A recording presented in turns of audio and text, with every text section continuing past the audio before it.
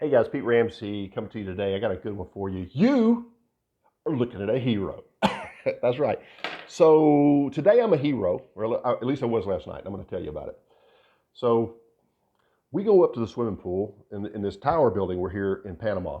Okay, so we go to the top floor, and on the top floor, there's a swimming pool up there, and we sit up there, and a young family sits right beside us. The young dad, he's about 26 years old, and we'd met him before, and he brought us three children. He had a 5-year-old little girl, a 3-year-old little girl, and a toddler, about 10 months old, 9, 10 months old. He puts the toddler in this floaty thing with the little legs can go through the holes and puts him into the water. And it didn't look too stable to me. And I'm thinking, is that thing going to flip over, right? And the two little girls are playing on the steps, and they have the bar that you hold on to as you step down the steps. They're hanging on to that, and they're playing on the steps. And he tells them, "You be careful. You stay right here on the steps. Daddy will be right back." He commences to turn around and walk off, and he goes all the way over to the other end. And you know, my dad senses kick in, so I'm watching these three children, especially the float, because I'm thinking that thing's going to flip. And turns out it was safe, and I didn't know. I'm just, concerned. That's just kind of, what you do if you're a dad. So he's over at the steps. I think he's helping his wife bring a few more things, and I'm watching, and everybody's fine. And I look back to see if he's coming back or what, and here he comes, and all of a sudden he says, "Oh my God," and he starts running. I look back immediately at that float. Well, the float's fine. Well, the two little girls, the younger, the 3-year-old, is underwater. She's underwater about here, and her little hands are up. She had stepped off the step that she was supposed to and gone too deep. So my dad instincts kick in. I jump up. I dive over. I say I jump up. Pete's big, fat, old, lazy, out of shape butt struggles to get up. Because, guys, I've always been athletic. I mean, really athletic. Army, boxing, martial arts, you name it. Basketball, football. I've always been active. Well, I struggle to get up. I dive over this toddler on the float, get underwater. I don't have good traction, but my hands are there for the little girl. So I did what I could, and I lifted her up so that her little head is above water while I'm still underwater, trying to get my footing and everything else. And then I feel her being lifted up out of my hands. And Dad had gotten there. But it made me think, I've let myself go, which made me pretty regretful at the time when somebody needed me. I could not respond properly. What if I had not been able to respond enough and that little girl had stayed under too long? What if she pulled water into her lungs? What if, her brain was deprived of oxygen and, something resulted? I mean, she could have died. If we aren't in a position to take care of others because we don't take care of ourselves, we're being irresponsible. Who is it in your world that depend on you? Do you understand that in order to take care of other people, you have to take care of yourself first? If you're going to be out there working, you have to be healthy.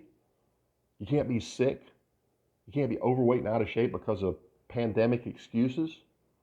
Do you understand that as a business owner, in order to take care of your employees, you have to take care of yourself? In order to take care of your business, you have to take care of yourself. In order to take care of your customers, you have to take care of your business. All of this is connected.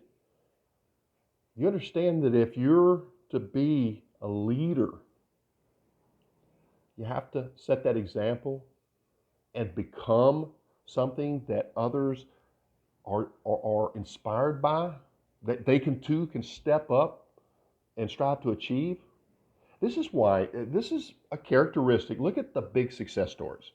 These big people that make all these big successes in life, they write books and everything else. You'll see that they'll get involved in things like running marathons and just doing these crazy sports and stuff like that. They're at another level.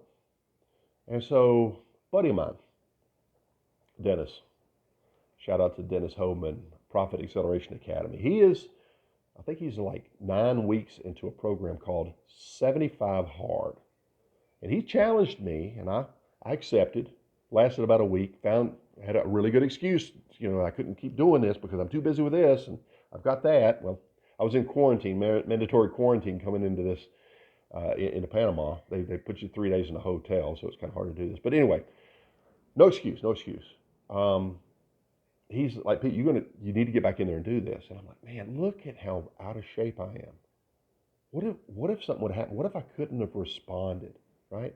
What about my health? What about those who depend on me now? So I accepted that challenge, and so I published it over in HVAC Greatness, the private group on Facebook. You members, you've seen it, perhaps. If not, it's in there. Um, but I accepted it, and here's what it looks like. So for 75 days, this is why it's hard. You have to work out 2 times a day for at least 45 minutes, and one of those routines has to be outdoors every day. Skip no days. You have to be on some sort of a diet every day.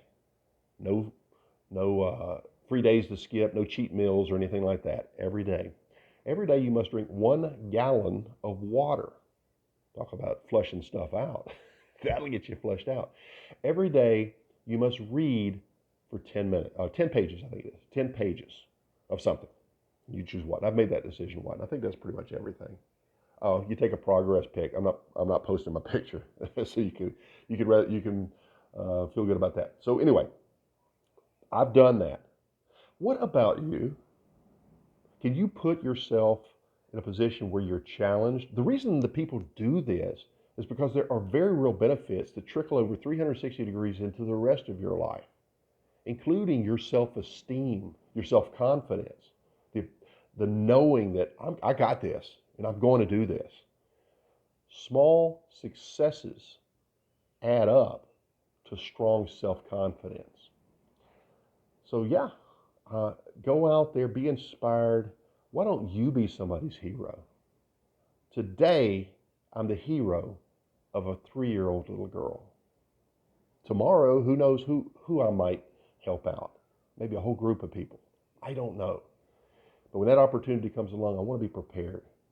I don't want to be that person that the day, and you've lived this perhaps, somebody reaches out to you and says, can you help me? And you really want to help them, but you can't because you weren't responsible with yourself, with your finances, with something. Let's not put ourselves in that position. Let's be somebody's hero. And let's start with those who depend on you. Pete Rose here, HVAC Greatness. You guys take care. Bye-bye.